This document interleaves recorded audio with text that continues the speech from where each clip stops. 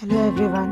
Today I am going to start a free online course of anthropology. As today's video is introductory, so in this video we will try to understand the history behind emergence of anthropology. Anthropology is the study of men, which includes both women and men in time and space. The emergence of anthropology marks the subject as a holistic science. That is, it covers all dimensions, that is biological, cultural, environmental, and so on. Besides this, anthropology also emerged as a subject of studying diversity and variation among human beings. It always explores around the differences in human society and culture.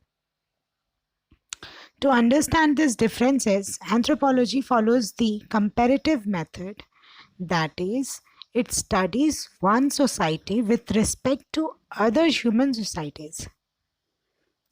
Now, comparative method has a historical base in anthropological studies, and this method has its own importance in the discipline.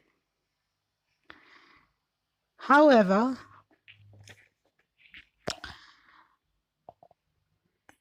interest towards studying human beings can be traced back to 5th century BC. But with the writings of Herodotus, the emergence of anthropology as a distinct discipline occurred recently, only during the 19th century. The development of scholarship came after the Europeans, who had been traveling to distant corners of the globe for about 400 years since the age of Columbus. The explorers, in the course of their voyage, visited different people and diverse customs. With the advent of colonialism, missionaries, traders, and government officials also started visiting different parts of the world. These people took huge interest in knowing different people and their culture and whom they encountered for their own benefit. For the government officials, it became part of their administrative strategy to know the diverse cultures of those people whom they administered. The missionaries had a religious goals, as they wanted to spread their own religious ideology, whereas missionaries even went far beyond this. They not only studied their cultural patterns, but they also took some initiatives to improve the lifestyle of these people. Explorers from the days of Columbus, who wrote about these people and their customs, had almost no political interest except to communicate their strange experience of meeting people who were different from their own. The interest to know about other cultures started with this. The people other than Europeans were the point of interest. Now, explorers could only notice the variety of human cultures by keeping themselves within the safe boundary of a much more competent and advanced culture, that is, European culture. So, their writings reflected superimposed ideas and narrations about these simple cultures and society which they encountered. Early anthropologists started their study with these works only. Now, these writings helped to develop anthropological temperament, and by following these narratives, anthropological study emerged. The first theory in anthropology was propounded by Henry Lewis Morgan as the theory of evolution, and this was, of course, based on these travel accounts to a great extent, although Morgan did go some sort of fieldwork. In India, anthropological work began with the works of missionaries and government officials. These people wrote many monographs on different tribes of India. British colonial rule gave a colonial impressions to anthropology in India, just to expand their rule. Actually, they used it as a tool to expand their rule in India, as it was considered as a mean to communicate with the common people of India who had different cultural background. Anthropology in India, in comparison to other parts, is much more younger discipline, as it is considered as the product of scientific development in the Western world.